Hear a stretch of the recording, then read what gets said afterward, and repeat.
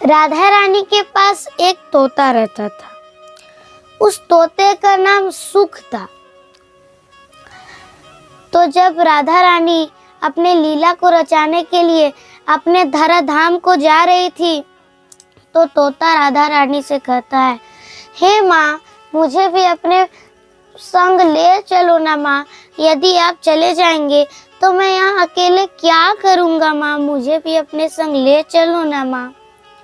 तो राधा रानी कहती है, देखो सुख, वहाँ पे जाना तुम्हारे लिए ठीक नहीं है, क्योंकि वहाँ बहुत कष्ट होगा।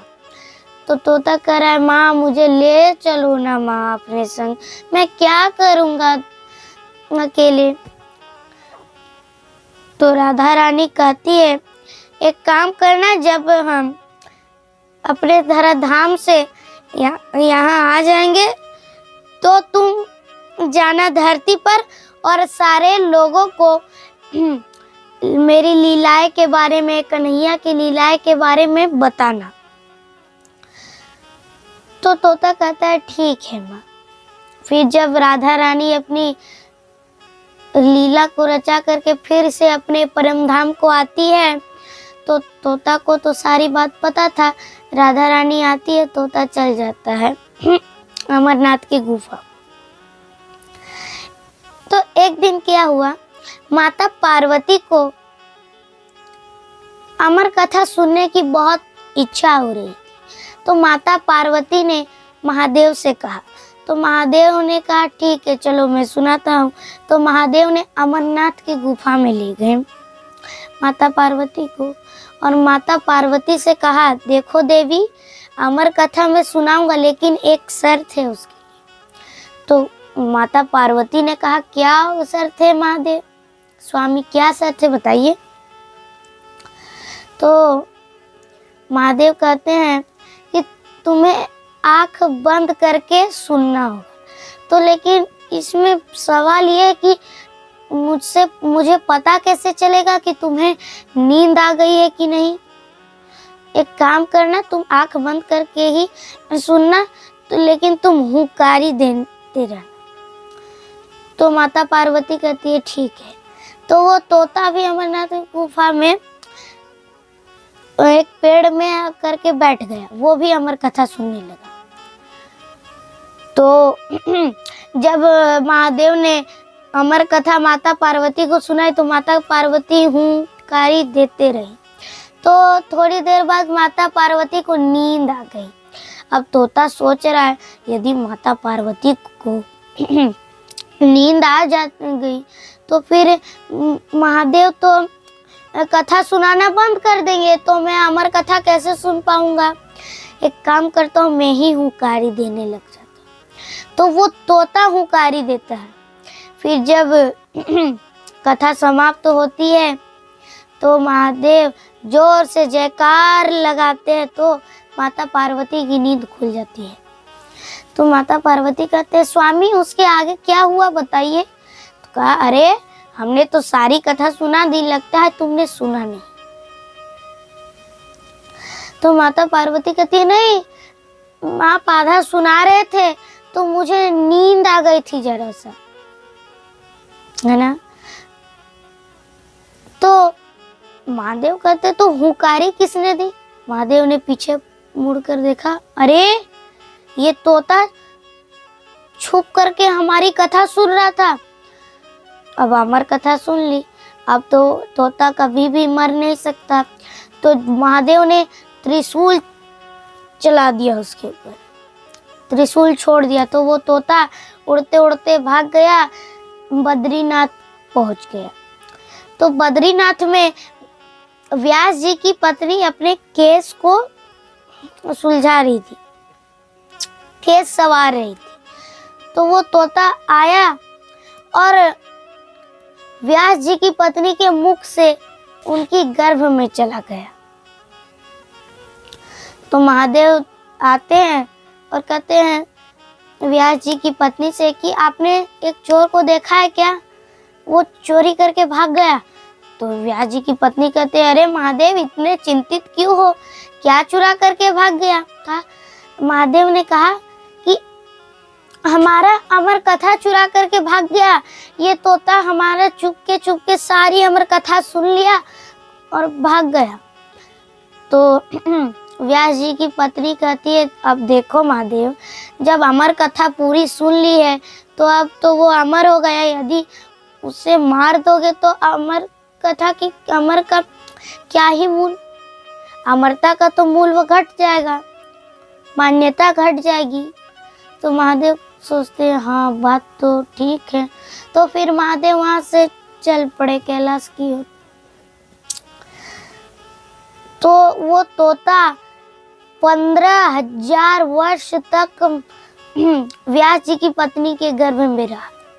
फिर प्रभु नारायण उससे कहते हैं अब आओ, बाहर आओ, अब तुम्हें देवताओं से महादेव से कोई खतरा नहीं है। तब जा करके सुखदेव भगवान का आगमन हुआ।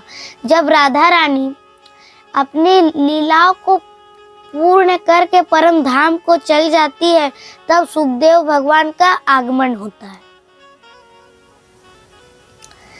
इसलिए मैया, हाँ मैया, नींद आ रही है क्या? कहूँ तो लोरी सुना दूं। इसलिए आप सब भी भगवान का चिंतन किया करो, है ना? भगवान का नाम जपा करो।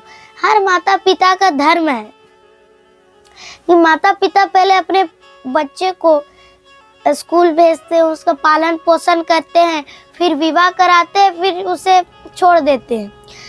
तो आप विवाह हो गया बच्चों का तो उसे छोड़ देते हैं, छोड़ दिए, ठीक है, क्योंकि अब विवाह हो गया है। अब बेटा घर चलाएगा अब बेटा तो घर चलाएगा क्योंकि अब विवाह हो गई, अब वो नौकरी करेगा, पैसा कमाएगा।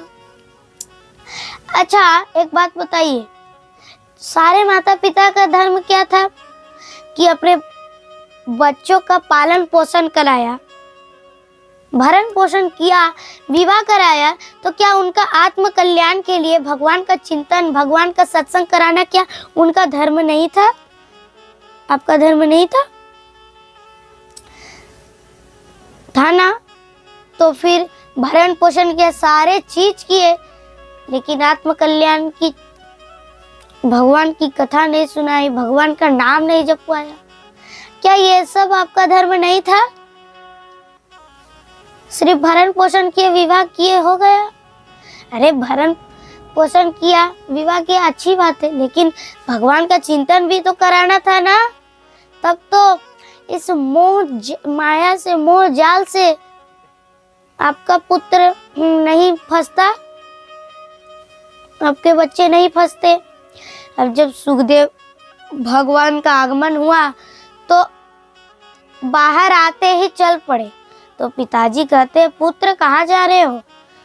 तो सुखदेव भगवान कहते हैं पिताजी अब मैं जा रहा हूँ, क्योंकि अब मुझे गृहस्थी में नहीं रहनी है, मुझे माया जाल में, मोह जाल में नहीं फंसना है।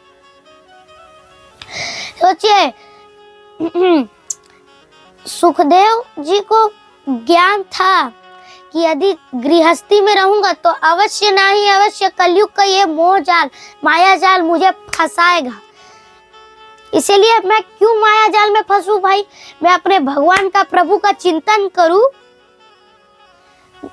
ना कि गृहस्थी में रहूं, माया जाल में फंसूं और मरने के बाद नरक में जाऊं। इससे अच्छा भगवान का चिंतन करूं ताकि हम फिर से मनुष्य जन्म ना मिले।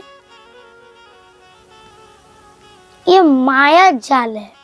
ये माया जाल में जो व्यक्ति फंस जाता है ना, तो वो इस माया जाल में, मोह जाल से कभी निकल नहीं पाता। इसीलिए सुखदेव जी जैसे ही निकलते हैं, बाहर आते हैं, चल पड़े। पता है भगवान के धाम को चल दिए, क्योंकि पता है यदि घर में गृहस्थी में रहूंगा तो मोह जाल, माया जाल, कलयुग का माया जाल, मोह जाल फंसाएगा ही। इसलिए ना भैया, भगवान का चिंतन करूंगा भगवान का नाम जपूंगा बस,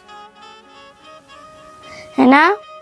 इसलिए मैया गृहस्थी का मोह जाल में ना फंसना, वरना क्या पता ये मोह जाल, माया जाल अनिष्ट हो जाए, सब नष्ट हो जाए।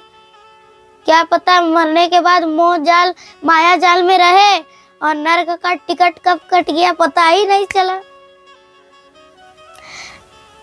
इसलिए जन्म और मृत्यु का चक्र बहुत भयंकर रहता है मैया, इसीलिए भगवान का नाम जप लेना, वरना बहुत पछताना पड़ेगा।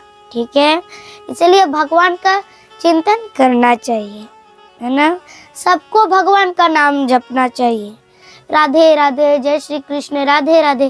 केवल यही नहीं कि राधा राधा, श्री राधा, राधे राधे, केवल यही नाम नहीं, आपको जो नाम अच्छा लगता है, जैसे ओम नमः शिवाय, श्री राधे, जय श्रीमन नारायण, जय श्री कृष्ण, जो नाम आपको अच्छा लगता है उसका नाम जप करो।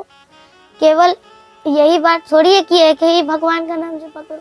आपको जो अच्छा लगता है, आपको जो भगवान अच्छे लगते हैं उन्हीं का नाम जपा करो। विठला विठला जपा करो। लेकिन भगवान का चिंतन करना ना छोड़ना बस, क्योंकि भगवान का चिंतन करना छोड़ दोगे तो फिर बहुत पछताना पड़ जाएगा। ठीक है।